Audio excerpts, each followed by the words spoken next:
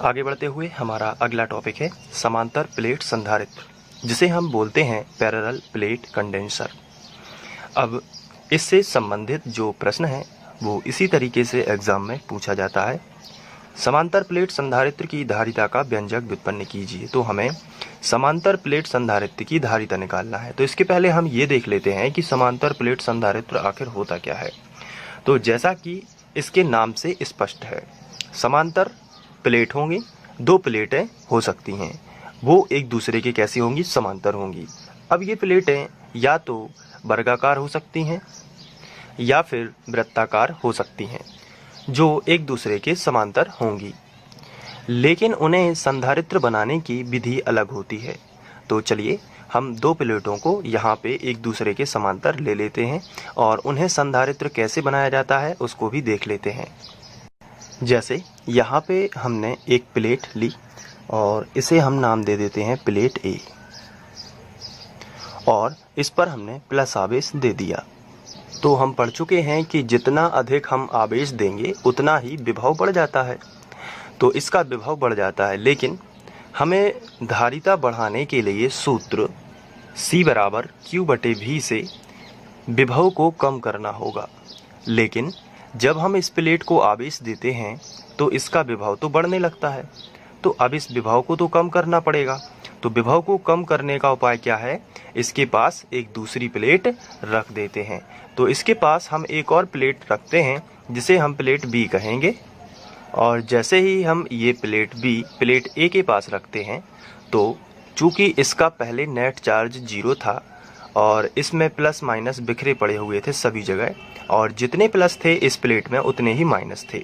लेकिन जैसे ही हम इसे प्लेट A के पास रखते हैं तो इसके सभी माइनस इसके समीपवर्ती तल पर यहाँ पर आ जाते हैं और सभी प्लस इस तरफ आ जाते हैं। लेकिन जो माइनस है ये विभव को कम करता है, जो कि इसके फेवर में है। धारिता बढ़ाने के लिए इसका सपोर्ट करता है माइनस, क्योंकि माइनस आवेश जो भी है ये क्या करता है, विभव को कम करता है, जबकि ये प्लस आवेश विभव को बढ़ाता है। तो प्लस आवेश जो है ये विभव को बढ़ाता है। तो हम इसका संबंध पृथ्वी से कर देते हैं, तो ये पूरे प्लस कहाँ चले जाते हैं, पृथ्वी में। तो यहाँ पे बनने वाला सभी प्लस जो है वो पृथ्वी से कनेक्शन हो जाने पर पृथ्वी में चले जाते हैं। और दूसरे शब्दों में आप जानते हैं कि ये प्लस पृथ्वी में नहीं जाते हैं, बल्कि पृथ्वी से जो इलेक्ट्रॉन निकलते हैं वो सभी प्लस को डिस्चार्ज कर देते हैं। तो ये है समांतर प्लेट संधारित्र। अब इससे हुआ क्या कि -1 जो माइनस चार्जेस हैं जो इसने प्लस या प्लेट A के विभव को कम किया है। अब विभव कम हो गया है तो हम इसमें और आवेश दे सकते हैं, यानी कि इसकी धारिता को हमने बढ़ा दिया है। तो ये है समांतर प्लेट संधारित्र। अब हमें इसकी धारिता का व्यंजक व्युत्पन्न करना है, यानी कि हमें धारिता निकालनी है। तो आइए देखते हैं कैसे इसकी धारिता निकालते हैं। इसके पहले हम देखते हैं कि इसका विद्युत क्षेत्र कैसा बनेगा। तो विद्युत बल रेखाएं धन से निकलती हैं और ऋण पर समाप्त होती हैं। तो विद्युत क्षेत्र इस डायरेक्शन में बनेगा। ये देखिए, यहाँ से यहाँ तक मैं रेखाएं बना देता हूँ इस तरीके से, और यहाँ पे एक लाइन ऐसी भी बना देते हैं और एक लाइन ऐसी बना देते हैं, और सभी को तीर से दर्शा दिया। तीर बता रहा है विद्युत क्षेत्र की दिशा A से B की तरफ है। तो ये है समांतर प्लेट संधारित्र। अब इसके बारे में थोड़ा सा हम यहाँ पे लिख लेते हैं। तो हम लिखेंगे चित्रानुसार समांतर प्लेट संधारित्र प्रदर्शित है। अब जिसमें धातु की दो प्लेटें हैं। अब ये वर्गाकार और वृत्ताकार कोनों भी हो सकती हैं, तो यहाँ पे कोई भी हम यहाँ पे लिख सकते हैं। तो हम लिख देते हैं जिसमें धातु की दो प्लेटें वर्गाकार या वृत्ताकार हैं। तो हमने लिखा जिसमें धातु की दो वर्गाकार या वृत्ताकार प्लेटें एक दूसरे के समांतर रखी गई हैं। तो इतना हमने कर लिया। साथ में यहाँ पे जो दूसरी प्लेट है आप देख सकते हैं, दूसरी प्लेट का संबंध पृथ्वी से है, तो ये भी हम लिख देते हैं। बिल्कुल भी याद नहीं करना है आपको, ये भाषा जो होती है ये समझ के आधार पर ही लिखना होता है। तो हमने लिख दिया दूसरी प्लेट का संबंध पृथ्वी से है। साथ में दोनों प्लेटों के बीच में कोई परावैद्युत माध्यम जैसे कांच, मोम, अभ्रक आदि भर देते हैं। उससे क्या होता है, धारिता बढ़ जाती है, क्योंकि बीच में रखा हुआ पदार्थ विभव को कम करता है, और विभव जो है यदि वो कम होता है तो धारिता बढ़ जाती है। ये हम लोग शुरू से ही पढ़ते आ रहे हैं। इसलिए धारिता बढ़ाने के लिए बीच में पराविद्युत पदार्थ जैसे कांच, मोम, अभ्रक आदि रख देते हैं। तो ये वाली भाषा हम यहाँ पे लिख सकते हैं। तो इसी तरीके से हम लिखेंगे, धारिता बढ़ाने के लिए दोनों प्लेटों के बीच परावैद्युत माध्यम जैसे कांच, मोम, अभ्रक आदि भर देते हैं। तो ये भाषा हमने लिखी। अब हम धारिता निकालेंगे, तो बीचों बीच हम हेडिंग डाल देंगे व्युत्पत्ति, और समांतर प्लेट संधारित्र की निकालेंगे धारिता। तो चलिए स्टार्ट करते हैं लिखना। अब यहाँ पे मैंने ये चित्र दोबारा बना लिया है ताकि चित्र के माध्यम से मैं आपको और अच्छे से बता सकूं। अब यहाँ पे व्युत्पत्ति में हमें चित्र के बारे में लिखना है और उसको और नामांकित करते हुए लिखना होता है। जैसे ए बी, बीच की दूरी डी मान लिया है यहाँ पे, तो मैं यहाँ पे लिख देता हूँ बीच की दूरी डी है, जो कि हम यहाँ पे लिखेंगे। तो सबसे पहले लिख लेते हैं कि चित्रानुसार संधारित्र की दो प्लेटें ए तथा बी हैं और जो एक दूसरे के समांतर हैं। तो व्युत्पत्ति में चूँकि हमें अलग से और लिखना पड़ता है तभी आपको अच्छे अंक मिलेंगे, तो यही हम यहाँ पे लिखेंगे। तो हमने कुछ इस तरीके से लिखा, चित्रानुसार संधारित्र की दो प्लेटें ए तथा बी एक दूसरे के समांतर हैं। ये देखिए आप, ए और बी एक दूसरे के समांतर हैं और जिनके बीच की दूरी डी है। तो ये हमने लिखा जिनके बीच की दूरी डी है। अब जो क्रिया विधि होती है उसको थोड़ा सा लिखेंगे। क्रिया विधि का मतलब ये है कि जैसे ही प्लेट ए को प्लस क्यू आवेश दिया जाता है तो प्लेट बी के समीपवर्ती कहलाएगा इस तरफ वाला हिस्सा, इसे हम बोलते हैं समीपवर्ती, और इस तरफ वाला हिस्सा कहलाता है दूरवर्ती। तो इस प्लेट के लिए ये समीप होगा और ये दूर होगा। तो जैसे ही हम यहाँ पे लिखेंगे प्लेट ए को प्लस क्यू आवेश देने पर प्लेट बी के समीपवर्ती तल पर, यानी कि इस वाले हिस्से में माइनस क्यू आवेश और दूरवर्ती तल पर प्लस क्यू आवेश उत्पन्न हो जाता है। लेकिन प्लस क्यू आवेश का संबंध कहाँ कर दिया गया है? पृथ्वी से। तो यही हमें लिखना है। तो सबसे पहले हम प्लेट ए को आवेश देंगे, तो हम लिखेंगे प्लेट ए को प्लस क्यू आवेश देने से, तो हमने लिखा प्लेट ए को प्लस क्यू आवेश देने से प्लेट बी के, ये देखिए ये है प्लेट बी के समीपवर्ती तल पर। तो हमने लिखा प्लेट बी के समीपवर्ती तल पर। अब चित्र को देख लेते हैं। समीपवर्ती तल पर माइनस क्यू आवेश तथा दूरवर्ती तल पर प्लस क्यू आवेश उत्पन्न हो जाता है। तो हम लिखेंगे यहाँ पे समीपवर्ती तल पर माइनस क्यू आवेश तथा दूरवर्ती तल पर प्लस क्यू आवेश उत्पन्न हो जाता है। अब ये जो दूरवर्ती तल पर प्लस क्यू आवेश उत्पन्न हुआ था, इसका संबंध कहाँ किया गया है? पृथ्वी से किया गया है। तो हम यही लिख देते हैं। तो इस तरीके से हमने लिखा प्लस क्यू आवेश का संबंध पृथ्वी से कर देते हैं। तो ये हमने भाषा लिखी। अब आते हैं मेन मुद्दे पर कि क्या ज्ञात करना था हमें। तो हमें ज्ञात करना था धारिता।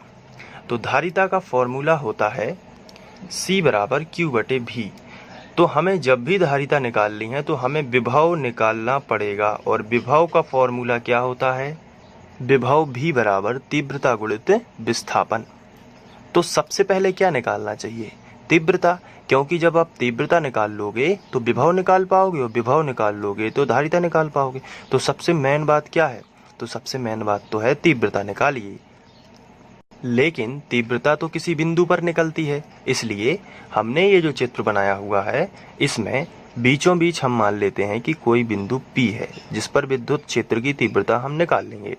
अब ये बिंदु क्यों माना गया है? क्योंकि हमें तीव्रता निकालनी है और तीव्रता किसी बिंदु पर ही होता है। तो माना दोनों प्लेटों के बीच कोई बिंदु P स्थित है।